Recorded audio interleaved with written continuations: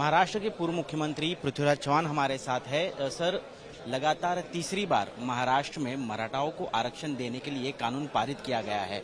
हालांकि supreme court में हमेशा उसे स्ट्राइक डाउन किया गया। क्या लगता है आपको कि इस बार सुप्रीम कोर्ट उसे मानेगा? देखिए, हमने तो एक मत से इस कानून का समर्थन किया है, लेकिन हमें आशंका है कि क्या ये सिर्फ चुनावी जुमला है? लोकसभा का चुनाव निकालने के लिए आपने बता दिया कि हमने आरक्षण दिया है, कुछ लोगों को शायद मिल भी जाएगा, लेकिन जब ये मामला सुप्रीम कोर्ट में जाएगा, क्या ये टिक पाएगा? इसके बारे में कोई स्पष्टीकरण नहीं। पूर्व जस्टिस शुक्रे उनकी अध्यक्षता में जो बैकवर्ड क्लास कमीशन ने रिपोर्ट दिया था, उसके आधार पर यह दिया गया आरक्षण है। क्या आपके निरीक्षण है, क्या ऑब्जर्वेशन है? देखिए, इसके पहले जो जस्टिस गायकवाड़ ने जो बैकवर्ड क्लास कमीशन की रिपोर्ट दी थी, एक साल भर उन्होंने तैयारी करके दी थी, साल भर। जस्टिस शुक्रे का 15 दिन में उन्होंने उनके अपॉइंटमेंट के बाद 15 दिन में रिपोर्ट दी है। तो क्या सुप्रीम कोर्ट उसके बारे में क्या कहेगी? सुप्रीम कोर्ट ही फैसला करेगा। रिपोर्ट में तो काफी सारे आधार बताए गए हैं। कहा गया है कि सबसे ज्यादा परसेंटेज ऑफ पॉपुलेशन मराठाओं का है, जो कि पिछड़ा वर्ग है, और क्योंकि उन्हें एजुकेशन में, उन्हें जॉब्स में आरक्षण देना बहुत जरूरी है। देखिए, अब ये सुप्रीम कोर्ट इसके ऊपर क्या फैसला लेता है, वहां सुप्रीम कोर्ट में फैसला होगा, क्योंकि दूसरी बाजू जो कल कोर्ट में चैलेंज करने वाली है, वो अपने तथ्य पेश करेगी। विपक्ष की तरफ से किसी ने भी इसके ऊपर अपना मत नहीं रखा, भाषण नहीं किया। देखिए, हमने एक मत से पारित किया है कानून, और पहले जो लीडर्स की मीटिंग हुई थी उसमें तय हुआ था कि सिर्फ मुख्यमंत्री हमारे पत्र का जवाब देंगे, कि कोई बोलेगा नहीं। ये तय हुआ था क्योंकि आज सरकार ने रिक्वेस्ट की थी कि आज हमको विधान परिषद में भी पारित करना है, इसलिए ज्यादा समय मत लीजिए। तो हमने एक पत्र दिया था, लेकिन उसके जवाब हमें नहीं मिले। पत्र का क्या मुद्दे रखे थे? पत्र में कुछ मुद्दे रखे थे कि किस तरह से आप ये इसको बचाएंगे सुप्रीम कोर्ट से, उसके बारे में बताइए। फिर जरांगे पार्टी को जो आपने जो सीक्रेट एश्योरेंस दिए थे, क्या उसकी पूर्तता हुई है? वो तो अभी आंदोलन जारी रखे हुए हैं।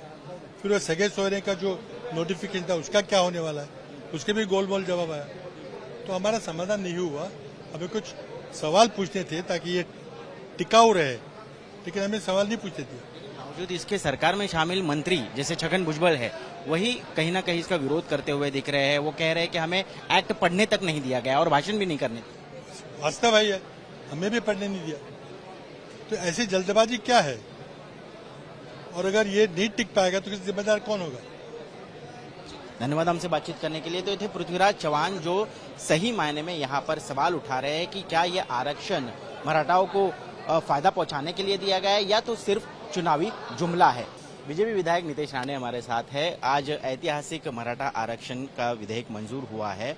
लगातार तीसरी बार ये हो रहा है। आपको तो पता ही है, आपके पिता जो अभी केंद्र में मंत्री है, राणे समिति ने भी इसकी सिफारिश की थी। क्या लगता है सुप्रीम कोर्ट में इस बार ये टिकेगा? क्यों नहीं टिकेगा? क्योंकि जो ऑब्जर्वेशन सुप्रीम कोर्ट ने हमको बताए थे, उस ऑब्जर्वेशन को सारी तरह से स्टडी करके आज हम लोगों ने मराठा कम्युनिटी को 10% रिजर्वेशन दिया है। राणे समिति आई, फिर गायकवाड़ समिति आई, और अभी ये समिति। हर एक समिति में शायद कुछ गलतियां रही होंगी, कुछ लूप होल्स हुए रहेंगे। हर एक के लूप होल को स्टडी कर करके आज हम लोगों ने 10% रिजर्वेशन दिया है। मुझे विश्वास है जिस गवर्नमेंट में हमारे देवेंद्र फडणवीस जी होते, उस गवर्नमेंट का में मराठा रिजर्वेशन टिक। देखिए, हमारे देवेंद्र जी सीएम थे, मुख्यमंत्री थे, वहां का रिजर्वेशन खत्म नहीं हुआ था। फिर जब भी महाविकास आघाड़ी की गवर्नमेंट आई थी, तभी वो हमारा रिजर्वेशन कंटिन्यू नहीं कर पाए।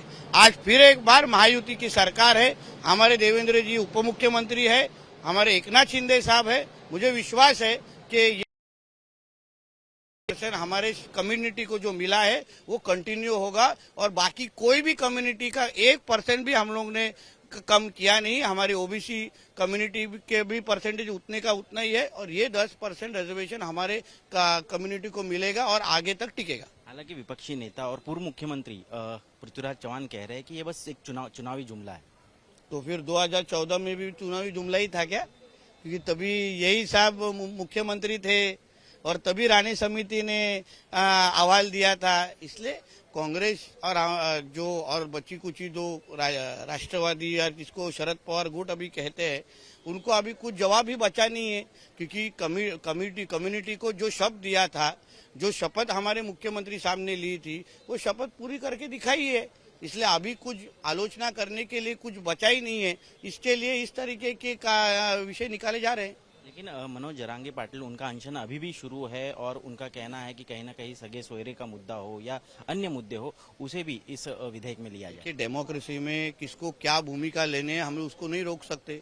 अगर उनको लगता है कि बाबा हमको हमारा अनशन शुरू रखना है, हमको कुछ और व्यू देना है, वो दे सकते हैं, हम उनको थोड़ी कुछ रोक सकते। उद्धव ठाकरे भी सदन के विधायक है, आज दिखे नहीं यहाँ पर। वो कभी दिखेंगे ना। इधर अगर कुछ आप इधर कुछ इंसेंटिव रखेंगे कि इधर आएंगे तो बाबा मातुश्री में और एक फ्लोर बढ़ जाएगा तो आके रात से बैठ जाएंगे इधर, मगर ये दिखाना कट मत करना। धन्यवाद हमसे बातचीत करने के लिए। तो ये नीतीश राणे थे जो उद्धव ठाकरे पर भी बयानबाजी कर रहे हैं और साथ ही मराठा रिजर्वेशन जो है वो पूरी तरह से सुप्रीम कोर्ट में भी टिकेगा ये दावा कर रहे हैं। कैमरा पर्सन सचिन सावंत के साथ मैं ऋत्विक भालेकर, मुंबई आज तक।